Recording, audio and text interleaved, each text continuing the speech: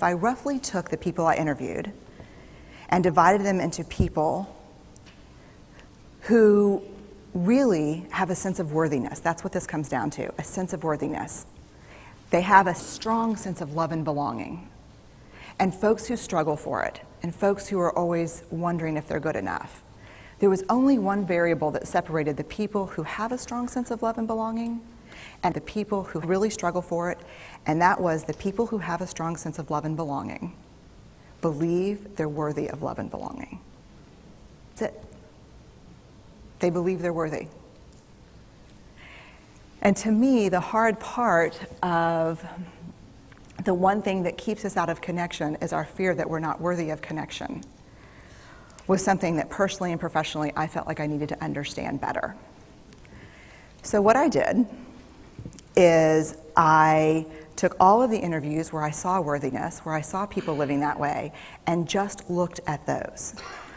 What do these people have in common? And I was like, what am I going to call this research? And the first words that came to my mind were wholehearted. These are kind of wholehearted people living from this deep sense of worthiness. And so here's what I found. What they had in common was a sense of courage. Courage, the original definition of courage, when it first came into the English language, it's from the Latin word cur, meaning heart, and the original definition was to tell the story of who you are with your whole heart. And so these folks had, very simply, the courage to be imperfect.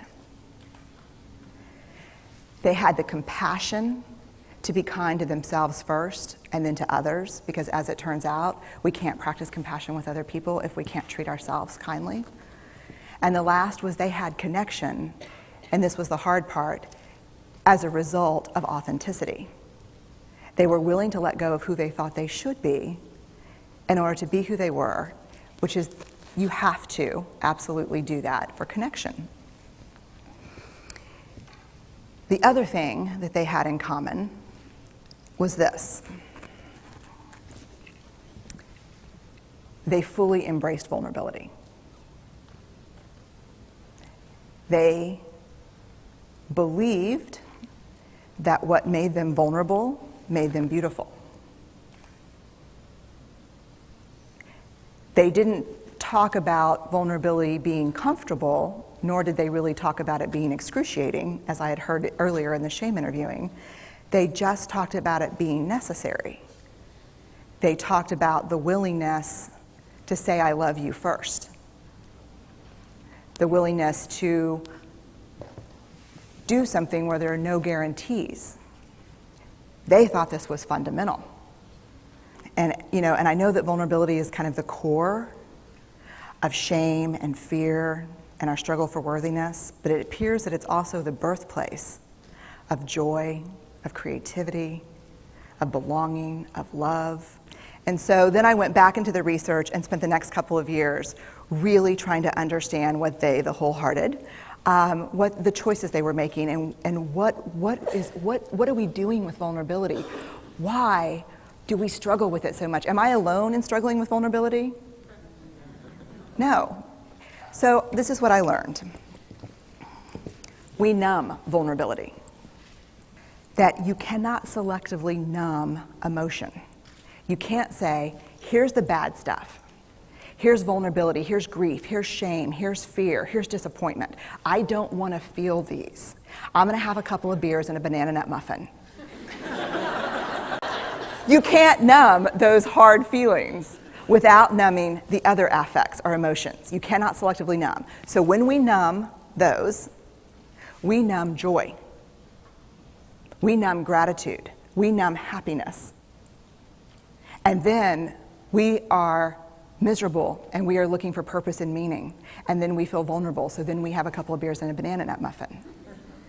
And it becomes this dangerous cycle.